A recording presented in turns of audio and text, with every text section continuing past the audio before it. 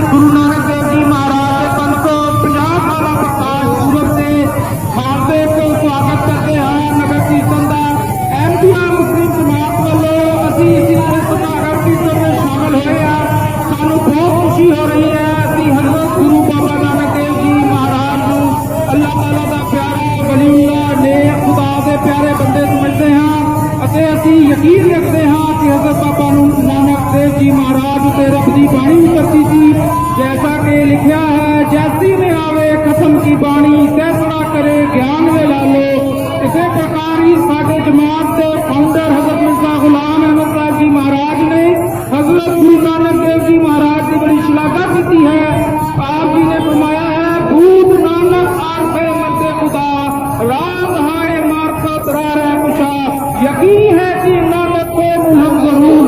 आप जी महाराज ने आप जी के 14 साल बारे फरमाया है, यही